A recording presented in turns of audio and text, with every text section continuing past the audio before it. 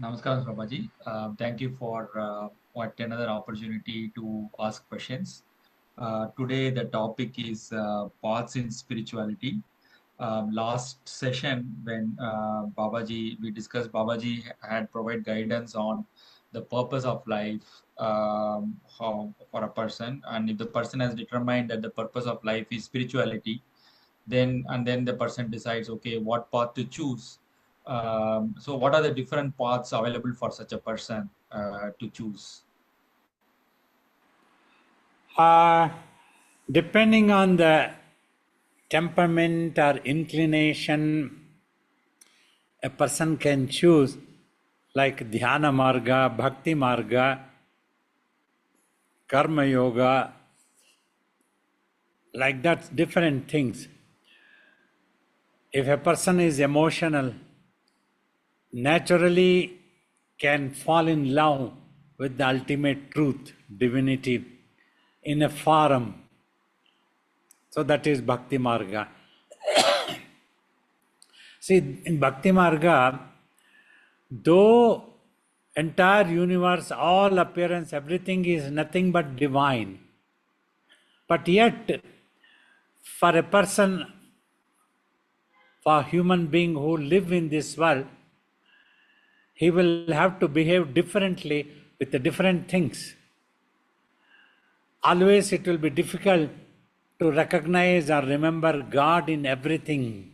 Though we can talk, try to see God in everything, as everything, everywhere.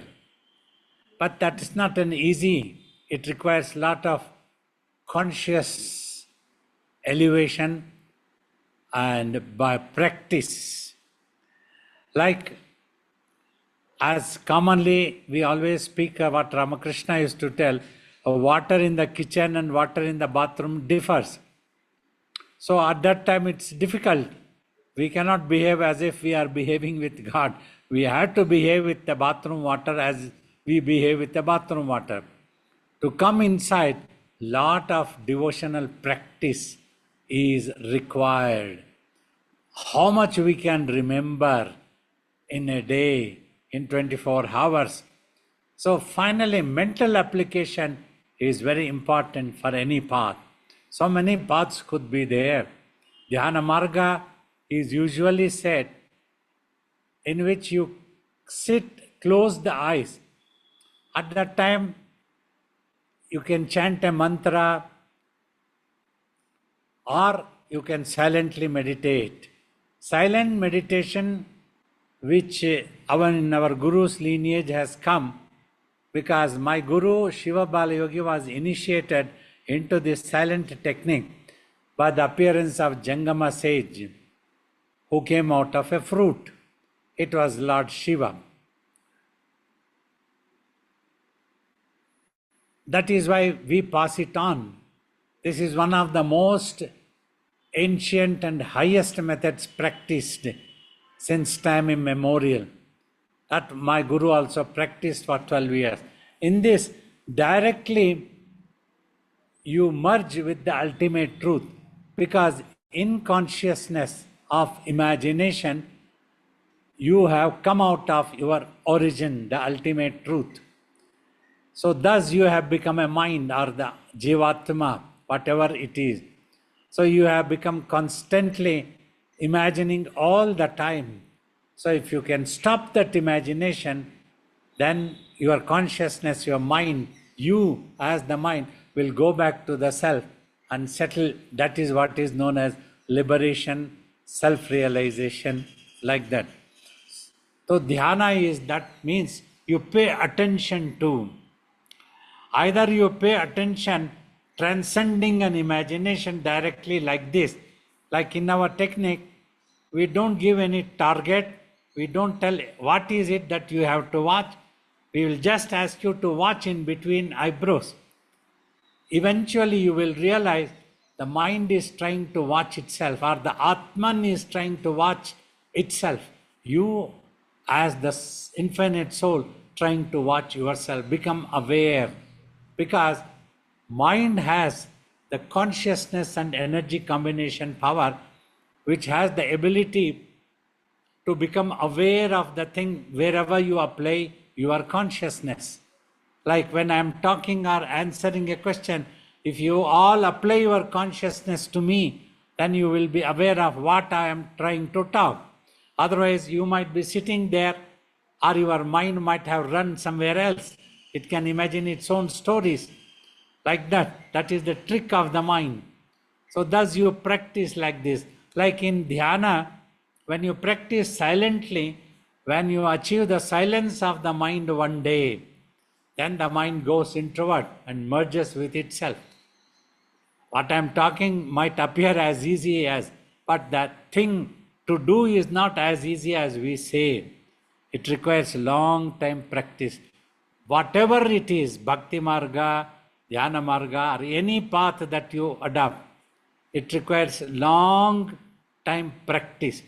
You must take care that physical harm must not happen. You have to take care. And naturally need to get detached from the brain and achieve the silence. That is important. So you have to undertake such path, because there might be so many other paths prescribed or taught by many other people also. But I would not recommend all of them. But Bhagavad Gita is one of such highest teaching Upanishads which talks of many paths. But they are all are actual spiritual paths. Naturally, where you practice single pointedness of the mind, or make it totally silent and make to go into the self, achieving self-realization, God realization, or becoming one with the divine. Even if you have to imagine, you try to imagine, like I was telling in Bhakti Marga, it is not easy to imagine God everywhere. So that is why a beautiful culturally evolved, like some places the divine has assumed the forum to bless the devotional people. So you want to worship that forum, you adopt, then you fall in love. How much you can become obsessed with that forum of the Guru or God, and you can remember, that's what it makes difference. That's why we always tell your faith and devotion is what matters. Like that, so many paths are there, but basic idea should be to control the mind and make it single pointed or make it totally quiet so that it can merge with the divine. Thank you, Babaji. A follow-up question: for if for an emotional person, the Bhakti Marga is a good path. What for a non-emotional person, like a person who is very rational, who has a very scientific temperament, who want logic or proof for everything? For that person, which path is recommended? See, Dhyana Marga is the best actually. Rational means a person should be intelligent to try to understand the ultimate truth. He should not be simply rejecting everything. Whatever suits him, he can adopt it. He can meditate where he need not have to imagine or devotional to any form of God. He just have to watch in between eyebrows and the mind becomes totally quiet and it becomes one with the ultimate truth he will experience. That is what is necessary. He need to have the faith that there is an ultimate truth. He should not be an atheist, because atheism and theism both loses significance after a certain stage. Both these simply depend on a belief system and try to belittle the other often. That is not the thing. Both do not know what the truth is, what God is, why it is that ultimate truth is known as God. You can simply call it ultimate truth. There is an ultimate truth, the source of all of us. Like that, that person can try to ponder over, who am I? Have I come into existence with the birth of the body? Am I going to die and finish extinct, become extinct when this body dies? Like that also he can ponder and contemplate and try to go for that one. Observation. Like initially when sages contemplated, there was neither devotion nor dhyana nor any such thing. They were not even rational, but they were wise. They pondered, they contemplated, and then they understood if we need to know the truth, we need to keenly observe. So they started wondering, when we don't know what it is, how to observe that one. So then they try to understand what is permanent and what is impermanent. So thus they went, this body is impermanent, this cannot be. And the brain is also impermanent. But the mind, when they observed keenly, they said, okay, this seems to be a permanent existence. This doesn't disappear. This consciousness of existence is always there. So thus they went on observing that and merged with that one and become one, where the existence and non-existence was transcended by them. Then they understood that as the truth of the existence. So like that they realized the self. Like a rational person also, if he can apply the wisdom, he need to go for the root cause. He must not stop until he doesn't find. He should not simply get satisfied with a nearby cause or an immediate cause. Closest, not like that one. See, very often in science, a nearby cause is explained or the immediate cause is explained, and there that stops. After that, nobody bothers. What happened? What is the final truth?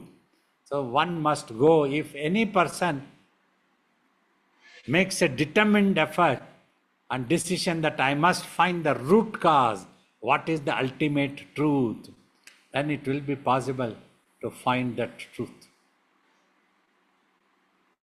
Following on that question, Babaji, in Yoga Vasishta, the path is very explained logically, step by step. Vasishta is explaining various aspects of the mind, various aspects of reality, and only through explanations, Rama is able to catch the self-realization.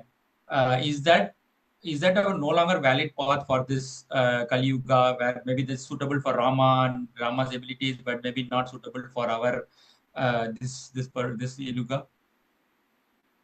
Yeah, you are true. To be frank, Sri Rama was such a ripe soul. Just by listening, when he was listening means with apt attention, he meditated on that which the Guru was teaching. So he absorbed and his mind became quiet. He did not think of anything else. How many can do this? Who can do this? When the Guru is teaching, all of you observe your mind. How can it become quiet totally? What the Guru is teaching, can it reverberate just that and nothing else is known? Then one can achieve. But you are true, in this Kali Yuga, it is not easy. People listen to talks, lectures of gurus and so on and on. But nothing stays in their mind because it doesn't penetrate the inner layers of the mind, because they are unable to pay such apt attention. That apt attention hardly anybody can pay in today's time what Sri Rama could apply to that one. It is a thrill, great thrill, hair-raising thrill. What ripe soul. That's why we consider Sri Rama as an incarnation of divinity. We worship him, no doubt in it. So that thing, if anybody it's possible, what the Guru says, so that is when only one can achieve. At least whatever our Guru said, I used to pay apt attention. I hardly had anything to ask him. Whenever he came to Dehradun, I used to be waiting, what is it that Guru wants to give me, tell me of his philosophy. So always waited. When any beautiful word of diamond type of thing would come out of his mouth, we don't know, we waited for that. Suddenly one small word, a small sentence would come out. So that is still rings in our eye. So based on that only I give my talks all. So all these things. So that type of attention only can be helpful to achieve the silence of mind and eventual self-realization. Thank you, Babaji. Just continuing on the same idea, if emotional person is more suitable for Bhakti Marga, if for an intelligent person, for rational paths, we need some more intelligence. What is needed for the Dhyana Marga or Jangama Dhyana? What kind of mindset is needed, which is more suitable for a person to be successful in Dhyana Marga? Query. A person wants to know the truth. What is it? What is the ultimate truth? For such people, Dhyana Marga is suitable. Mean, the beginning itself, you don't imagine what the ultimate truth or what is that divinity, what is God. You don't try to imagine at all. Because when you realize that may be totally different, your imagination might be only a little bit, microspeck. It's like your measurement of the space is only a microspeck. When you yourself become the space, so that is all pervaded, that is amazing, that is totally different. Like that, you don't imagine anything, but just go for such people. See, rational also, one must be able to apply proper wisdom that is required for anybody. He should not be unnecessary, half-baked beans type of argumentative. Gurus used to tell that such argumentative type of people can never realize anything. They cannot understand. They think whatever logic they have learned as the ultimate ball, intelligent, they are genius, they start thinking they have a computer brain. But they don't understand that they are only a microspec imaginary people. So such things will not lead you anything. You should have inquisitiveness, yearning that you want to know what the ultimate truth is. Forget about divinity, forget about religion or spirituality, anything if you are rational. Okay, at least if you have the yearning to know what the truth of our own existence or what the truth of this universe existence, at least this much of query, are we born with this body? Are we going to become extinct when the death happens? This is a fundamental truth. Everybody knows. At least that much also if they can exercise, they will be humbled. They need to be humble. That is essential.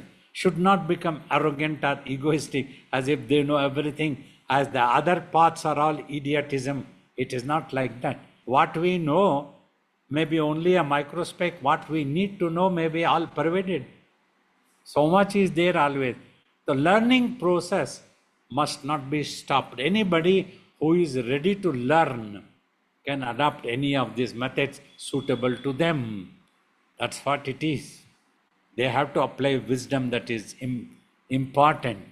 So that is what it is. Need to apply the wisdom we want to know. That's why our Guru said, never stop learning process. He used to say, ignorance is not a curse. Ego is the curse. If a rational person becomes ego, he is only half-baked beans. He will end up not understanding anything. He should have the humility and understand that we don't know, we need to know. Like that, if a person proceeds, there are paths are there. Because first important thing you see, only mind is the gateway to realize the ultimate truth. Whether you call it divine or simply ultimate truth, whatever you want to call, it's up to you. But mind is the gateway, because mind is the permanent entity. It doesn't disappear.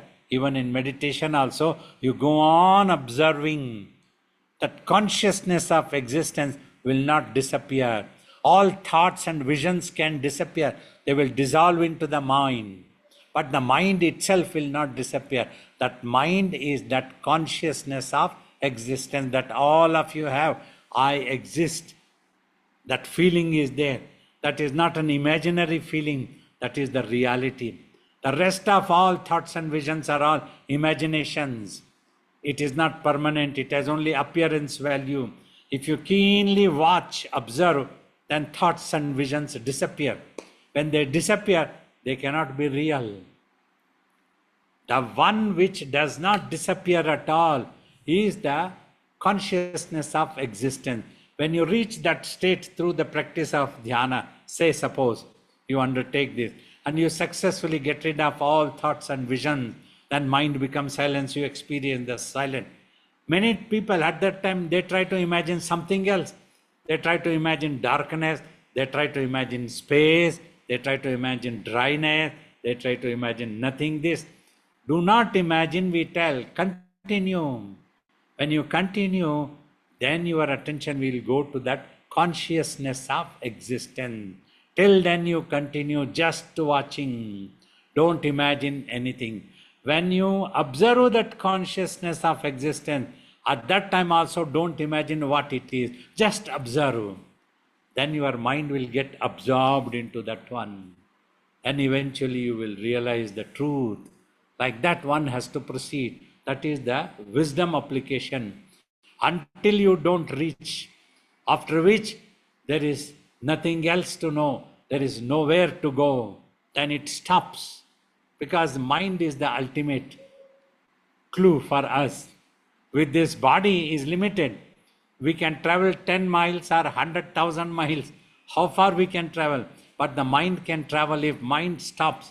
If it goes introvert, then it will go to its origin. It has no third way, I have told. Whether you are rational, whether you are inclined to meditation, anything is okay. At least you need to have the yearning to know the ultimate truth. Rational means you don't want to call it as God or divine. That is all. Whatever you want to call, you just call it that. Fine, no problem. God has no problem. He doesn't want the, he is not hungry that everybody should call me. He is totally content and in Mahasamadhi.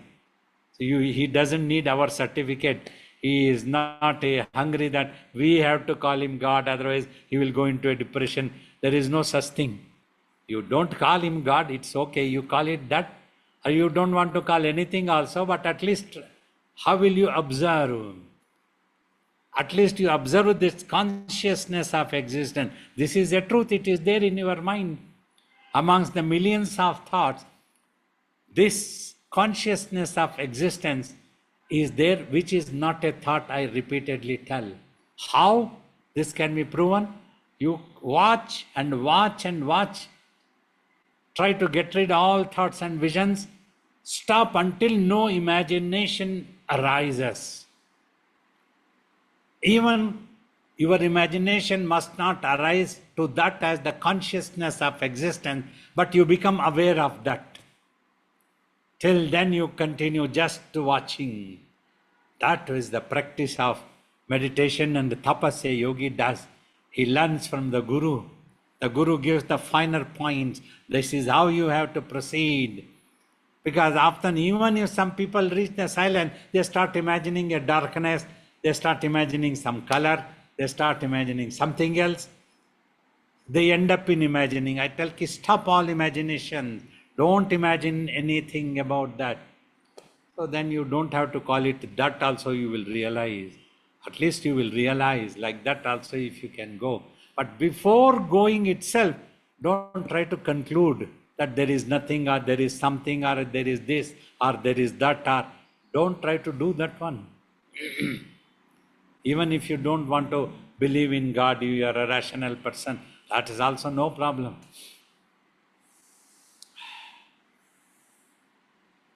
Thank you, Babaji. And following on that, many people are attracted to path of Ramana Maharshi, recommended by Ramana Maharshi, the inquiry path. Especially the people who are rational or want to use their mind. They get attracted to this path. How does it compare to Jangama Dhyana, Dhyana path? Is it the same? Is it different? The two different paths. You see, there is actually no much difference except for a little bit of terminology. But people need to understand what Ramana actually said. I consider a devotee of Bhagavan Ramana Maharshi. I love him. He is such wonderful, greatest asset of India, one of the greatest yogis, like our own Guru. Well, in Swamiji's dhyana, we just teach, watch, and don't give any target. Ramana Maharshi said, "Ki inquire who am I?" But many people, some devotees of them have argued with me. They stop there. They forget the other aspect that he said. When you close the eyes and observe from where the eye is coming. So that's what we also try to teach. Here, instead of observing the eye, for the same eye, I talk about consciousness of existence. They both are same. That is where the eye feeling is coming for you, and that is where the consciousness of existence. Thus, to make you to go to observe to that level, first you need to silence the mind. So even Ramana Maharshi said, you have to silence actually. But he said, observe from where the eye is coming means observe only that. The beginning itself, if you can observe that eye, then all other thoughts and visions will disappear. Mind will become silent. So like this, it is the same thing. A little bit here and there, that is all difference. Nothing much is different there. The teaching is the same. Thank you, Babaji. There are other sayings, at least in India, they recommend a path of Nama Japa, the name repetition. Like Kabir, we read that Kabir practice Rama, Rama, Rama. We also hear about other saints who did Nama repetition and got self-realization. Is that a valid path, and how does it compare with Jangamadhyana? How does it relate to? Yeah, you see, it can be valid if one understands the technique of mental application. The mind should get applied so much obsessed totally, that one day, suppose you chant either Rama, Krishna, anything, it's up to you. When you go on chanting Rama, Rama, Rama, Rama, Rama, Rama, Rama, Rama, nothing else is there. You are not there at all. You don't remember about yourself. You don't even think that you are repeating Rama's name. All this has to disappear. So much of your mental concentration. Finally, when you achieve total concentration, it is like a tapas. Only Rama is there and nothing else is there. Not even you in your consciousness. Then you would reach the state of a tapas. After that, when you go on chanting Rama, Rama, Rama, Rama, that also subsides. Your consciousness gets absorbed into the self slowly, then it is unable to chant also. It becomes quiet. That is the highest status of the Bhakti Margas. When that chant also, that is when the consciousness merges with Rama. That Rama, that truth, Rama as that truth, not simply the one holding a bow and arrow, that truth which is the ultimate, which is just all pervading. When it merges there, then you don't know what you are doing. Means you won't be able to chant, you won't be able to repeat, you have become totally quiet. Through this path also, if you adopt like that, if your concentration is so perfect, 100%, then the mind becomes quiet. One day, it won't be able to continue chanting also. If you become absorbed into divinity so much, you become silent. It is an awesome experience. Whichever happens, you see, if you see a beautiful scene outside, it is an awesome experience. Then you become dumbfounded, means you become silent. Mentally, it is inexplicable. You are unable to explain what it is. What it is. Like to that state, that can also take you. If you concentrate on that and you don't know anything else, that, simply that. And that also, all imagination stops. You don't try to imagine what is Rama. Simply chant Rama. Because you cannot imagine what is Rama. You cannot understand what is Rama. God cannot be understood like that one. So like that, if you simply proceed, chant Rama, don't try to analyze anything, don't try to understand anything. Simply chant Rama, Rama, Rama, Rama. Don't try to imagine his physical form also. Then the attention will not be there 100%. It gets divided. That much, only that Rama, Rama, Rama, Rama, Ram. You see, for Valmiki, Mara became Rama, Rama. And he chanted to that extent, He merged with that one. He was not there. So thus his consciousness also became quiet, and that Rama also became quiet into the ultimate truth, that which the true Rama was. Then he became self-realized. So if such a technique is understood and such a obsession, such a love, such devotion, such faith, nothing else is there. Like Guru Nanak chanted Tera, Tera, Tera when he counted 1, 2, 3, 4. 13 means Tera means you. And he merged in that one. That is how he became self-realized. There was nothing else for him. That Tera was nothing but divinity. It became divinity for him. So the divine, any name can be the divine. Not necessary it has to be divine. When you don't have the duality, when you go into the Advaita, non-duality, only Rama, Rama, Rama. Everything becomes Rama.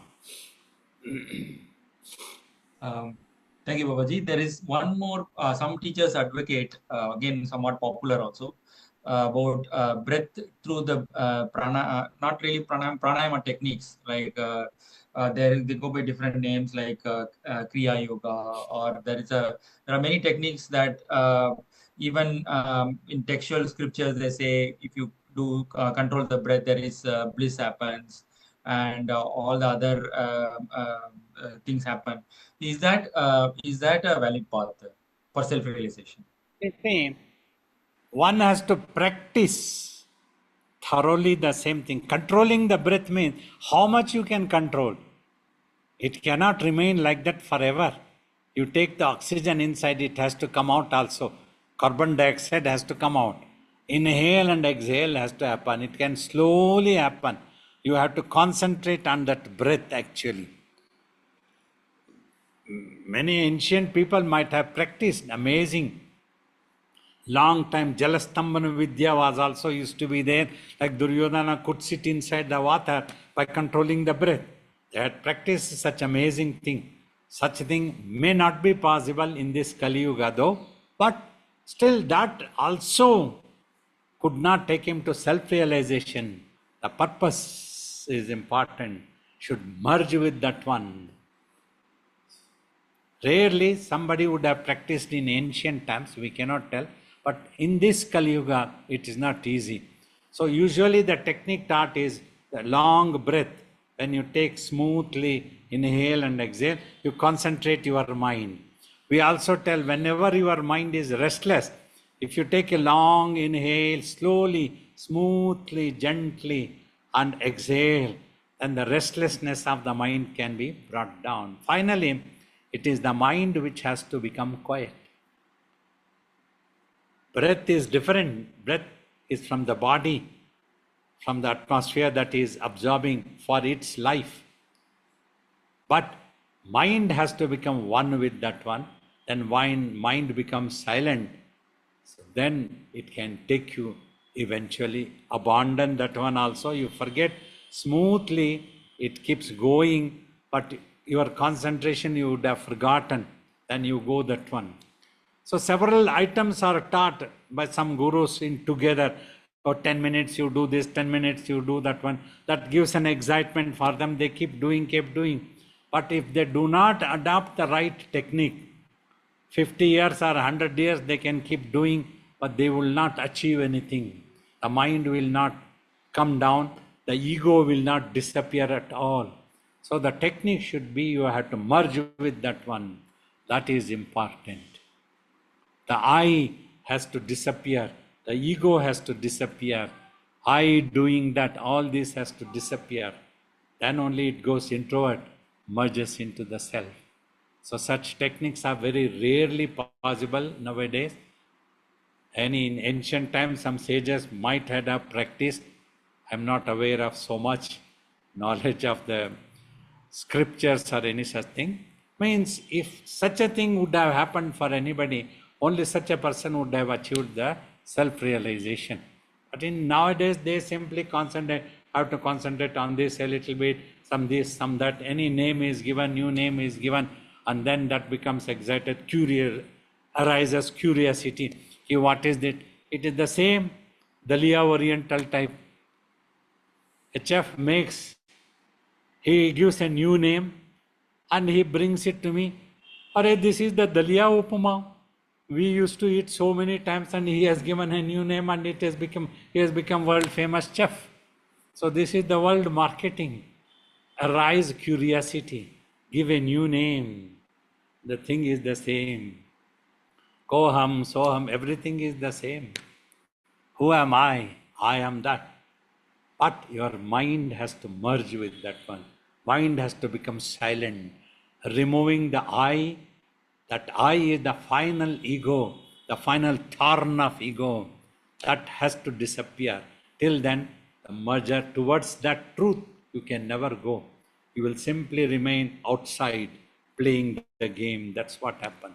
So this one must understand, get absorbed so much that you don't know anything else.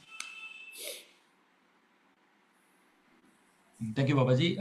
In a similar vein, Shankaracharya has established institutions in matas, various parts of India, and they all recommend a Vedic traditional life path, like learning the scriptures, the Vedas, following the various rituals like Agnihotra and other rituals in the Vedas, and then they say householder, then take a slowly withdraw after the later part, and then they recommend a path in that in that way.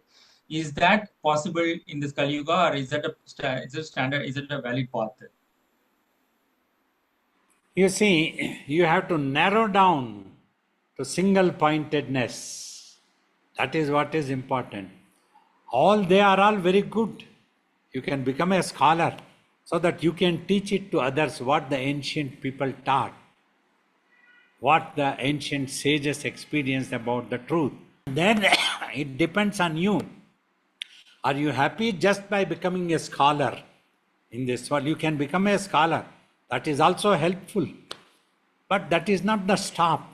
You have to narrow down. You need to have the earning to go to the ultimate truth. What that self-realization. So much is told in Yoga Vasistha, Ashtavakra Samhita, Viveka Chodamani, everything. You should be able to take out the essence and go for that truth. Then you will find mind has to become quiet. You have to lose the ego. In any terminology you use, Moksha Sannyasa Yoga, you stop thinking, I want to sleep, and you stop thinking, I want to sleep, and you go to fall asleep, and you don't know when you fell asleep. That is the clue, something like that. So you have to become totally quiet to go to that level of self-realization. Other things are all okay. That is good. Anybody can become, one can become a scholar in science, another can become a scholar in Vedas, another can become a scholar in Upanishads. They can read it. That is not a thing. But that is not the final step. If one's idea is to become self-realized, you cannot simply say, ki, I have studied Isaac Newton, I have studied about so many scientists. Simply studying them, you won't become self-realized. Finally, you have to cross the barrier of time and space. That's what Einstein said. Crossing the barrier of time and space means your mind has to become silence. That is the basic idea. That has to happen. So this one has to understand. If your idea is to become self-realized, these are two totally different things. What we are teaching is different. If one wants to become a scholar, that is welcome. Very good. We will appreciate anybody who is a great scientist. We appreciate anybody who is a great scholar of Upanishads and Vedas. We appreciate. But one should not become egoistic just by learning these scriptures. If the ego is there, they don't know anything. They have simply measured a little bit of space and they are holding that space. This is mine. Like that, reading a scripture, you read. But that scripture eventually have to lead you to that ultimate truth. Curiosity has to come. Then that is self-realization. Means I'm not criticizing anyone. All are very good. All scholars are all very appreciable. We have highest regard for them, all such wonderful things. But we are talking about self-realization, going to the ultimate truth. So that's why I told you this has to happen. Mind has to become silence. Means mind has to lose the ego. The ego crops up when you imagine yourself as I. As long as the I is there, the danger of that I wanting anything also happens. So finally that I has to disappear. That is what Ramana Maharishi said, ki when you observe from where the I is coming, finally your mind will get absorbed into that. When it gets absorbed into that, the I would have gone. The seer and seeing both disappear. When there is a mind, that mind thinks about itself as the I, that it wants to realize about this truth. When it would have merged into this truth, only this is there. This is neither this nor that. That's what Buddha said, Anatman or Atman. People keep arguing unnecessarily. There is no need. It is just become quiet. Thank you, Babaji. In certain parts of India, there are this tantra is being followed. The Vama Marga or tantra, left-hand path, where they even go for things like the 5Ms and they use meat, alcohol. I mean, so many other things which are not normally prescribed in the normal paths we have heard about. Is tantra a valid path for self-realization, or people just fooling themselves? First thing, I am not a thorough scholar of Tantra Jnana, Tantra Vidya. That's why I cannot comment 100%. But a little bit of understanding when you talk that they eat meat, they eat this, all those things. It could be somewhere like this. When we try to teach, try to see God everywhere, in everything, as everything. So to overcome the effects of differences in all the appearance of the illusion, their mind, they might adopt this type of thing so that the mind does not discriminate anything. Whatever you eat or whatever you do, things have adopted. Some schools might be there. When they are doing also, they have to observe whether the mind is differentiating anything, discriminating anything, or is it quiet. So that's when this is also that truth, this is also that truth, this is also that truth. Then the identification all disappears. There is neither good nor bad. That is the basic idea, what I feel in my opinion. Identity of this is good, this is bad, both disappears. There is neither good nor bad. There is neither happiness nor unhappiness. So that is a different school. Some people might try to follow, but that's also not easy. Finally, whatever you eat, meat or you eat vegetable, you will become self-realized only if your mind becomes quiet.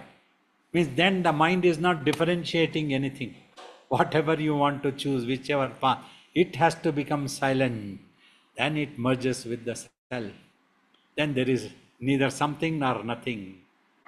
So you don't have any discrimination.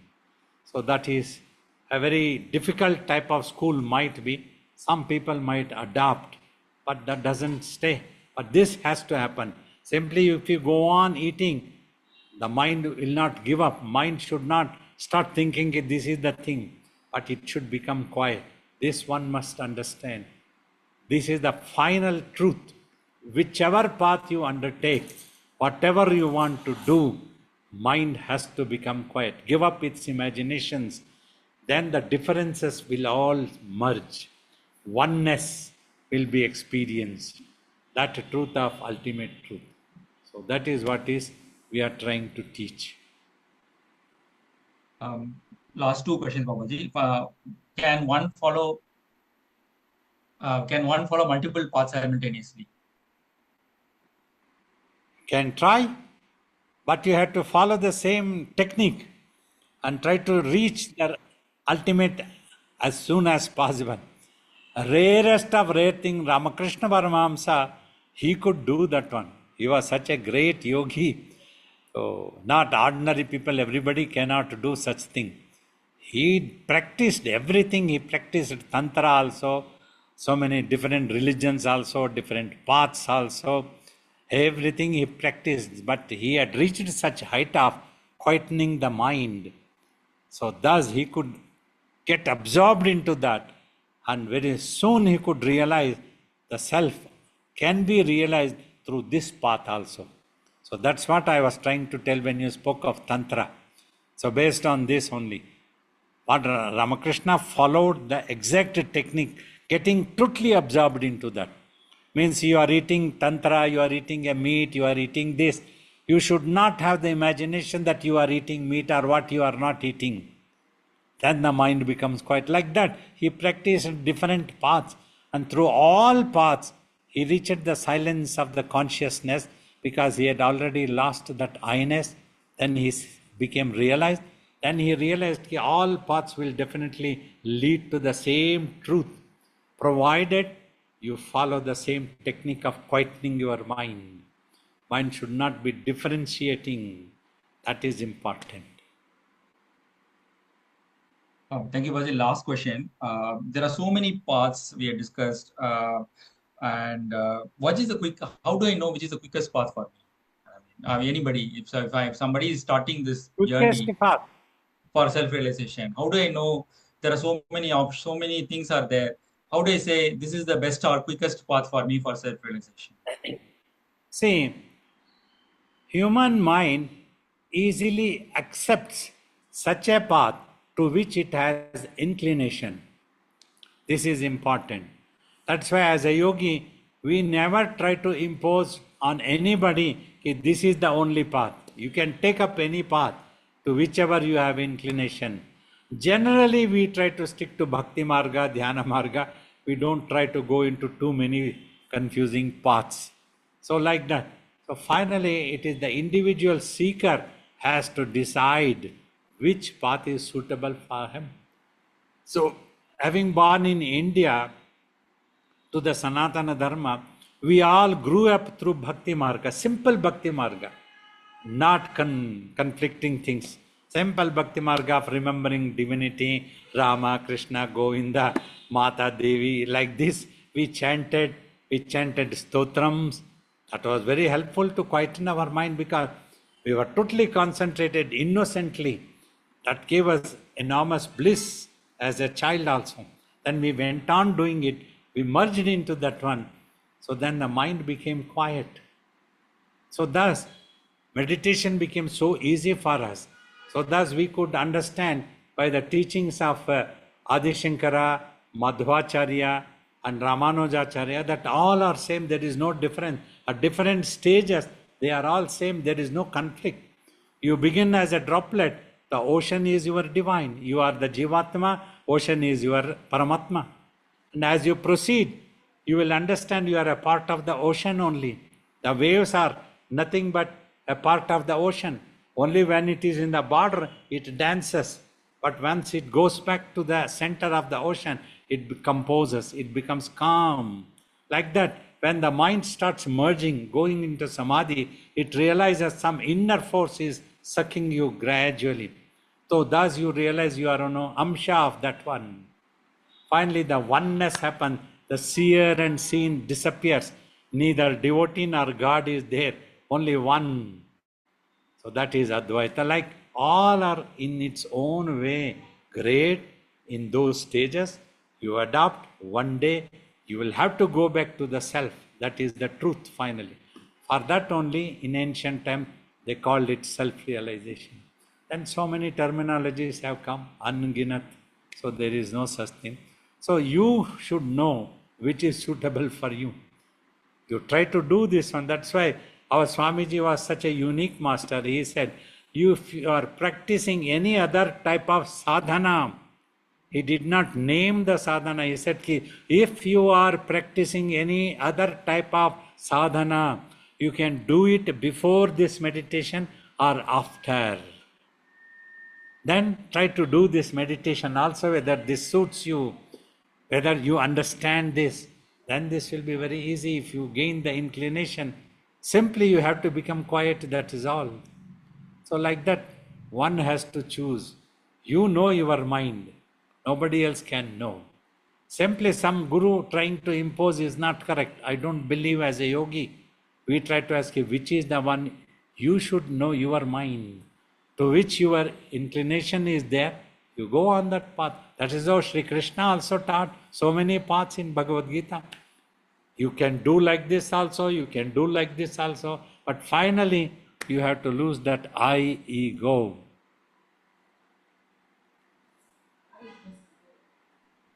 Thank you, Babaji. That ends my question and hand it over to audience. Babaji, I wanted to tap in further to your the rationalist path of yearning. It seems that yearning, which Babaji is describing, is not equal to thinking. It's not intelligence. It has some more attributes or more depth to it. Can Babaji explain further? Yeah, this earning will happen when you have that love for that. You want to go for that. You want to know that truth. So then you are actually not rational. Rationally is simply some certain things may be superstitious, but very often I have seen rational people become egoistic. They simply try to end up criticizing the other. But you need to have that love for that ultimate truth. You fall in love, that is the yearning. That sometimes people want to call it as a passion. Passion will not diminish if it is in truth. In true sense of passion is there. We want to know the ultimate truth. You become humble. You exercise humility. There will not be any ego. That's what I would like to say. And Babaji then understood this point. And so now I want to ask about intelligence. Like many people think that inquiry is through intelligence. And this intelligence might just be the brain thinking, and they still be involved in the thought path of just questioning and not go to the silence. Like I just want to like differentiate the ego in the intelligence as a word versus without ego, the wisdom, which Babaji describes. Yeah, a real intelligent person understands by simply application of intelligence means which goes into thinking, calculating, logic. We cannot know the ultimate truth by remaining as a separate thing. By remaining as a separate entity from the space, you can never measure the space. Only the space can measure the space. That has to be. That is the real application of intelligence. Like Ramana Maharshi happened, who am I? When I am dead, what will happen? He lay down and tried to experience the death. Now this body is dead. My relatives will take and cremate this one. But what will happen to me? This I is there. This is not disappearing. This is not going anywhere else. Many people may think this body to be me, but it doesn't seem to be. That is the real intelligence application. Those who are able to apply the real intelligence, that through imagination, through thinking, we can never know the truth. That's what one great scientist, Einstein, realized. We have to go beyond time and space, not through imagination, not through demonstration, not through by remaining different. Got it. Thank you, Babaji. Pranam, Babaji. Yes. Thank you for this opportunity. I have a question. When I meditate, it's very often very difficult what to do, and I think it's very important to put attention on attention. You very often say, pay attention to attention. And what happens when we pay attention to attention? See, you are trying to pay attention to that which is trying to be attentive, actually. means the mind is trying to watch the mind. But until the mind is preoccupied with imagination, because the thoughts and visions, what is I'm talking, as long as thoughts and visions are there, you must know that the imagination is there. So you are preoccupied with the imagination. Just by asking you to watch and not think. Just watch means you don't get involved with the thoughts. Then the thoughts and visions will disappear. Then the attention will go on to that which is trying to be attentive. Means the mind's attention will go to the mind. Means just like your consciousness is sucked into the movie, when you withdraw that attention from the movie, it comes back to you and you realize you are sitting. That is how in the silence your mind will come back to itself. Then you realize that consciousness of existence. That is what has to happen. Sometimes when I pay attention to attention, I recognize that I cannot see myself, and I just recognize that something moving. It's like there is a eye is moving, and when I recognize that eye is moving, I can stop. Often seeing means you would expect that you should be able to see with the eyes. When you try to do that, closing the eyes also, if no thoughts are there, only a space might be appearing. But in that, the consciousness of your existence is there. That is infinite. That is where you have to concentrate. That is where you have to focus. Thank you. Pranam Babaji, am I audible? Yes. Yes, I can hear you. So my question is, it is said that if we make our body absolutely still, our mind also becomes still. So as we sit for the meditation, how important it is to, to pay attention in between the eyebrows also and keep the body still. So the attention may get divided if the body moves. So how do we combine that, or we have to only concentrate in between our eyebrows? Your job is to concentrate in between eyebrows with the mind. In that process, slowly by practice, body also needs to be stationary still. That's why slowly you practice half an hour, 1 hour, so that you are able to sit comfortably, stationary, unmoved. If the body moves, then the mind gets a jerk and it can run away. That's why eyeballs, eyelids and the body all needs to be steady. Eyeballs also keeps moving parallelly. Steadily if you watch, that can hold the mind single pointed strongly and making it quiet. Like that you have to practice. So some effort has to be put in keeping the body still. Is it so? In the beginning, it may be necessary. If you are not used to sitting, you sit, but try to keep your concentration here without trying to bother every time. Just like the driver is driving, his attention is on the road, brake and gear, by practice he keeps doing. Like that, your attention needs to be here. By practice, try to remain still, practice, and then your meditation will become more smoother. Thank you. Thank you, Babaji. My question is in addition to what Prachi asked earlier. So as Ramana Maharshi and as you also suggested that we should focus on our in between our eyebrow. But sometimes what happens, our body starts giving some indicators like it's paining or you get some ache. And as Ramana Maharshi says, you're not this body, you're not this mind. So how do we, before going to the meditation state, how can we eliminate our pain and everything coming from the body and just focus ourselves in the center of the eyebrow? How can we do that? Now, you see, if you are not used to sit that long from an young age, definitely some pain can come.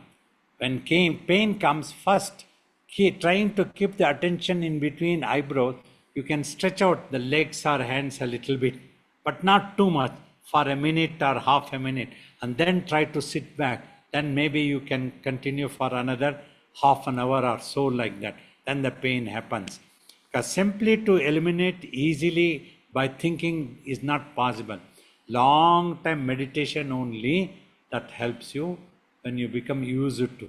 The initially, if you stretch out a little bit is no problem. If still pains, get up, walk a little bit, wash your face, then again come back and try to sit. Like that you practice and try to increase 15 minutes, 30 minutes, eventually try to make it 1 hour, that you are able to sit comfortably without any pain at least, and then you can practice to remain quiet mentally. That is what I would recommend. Thank you, Babaji. It looks the questions have come to an end. We will go to the Arati now. Please bear with us for some time. Very lovely questions came, Prasanna, and to all others also. Thank you all.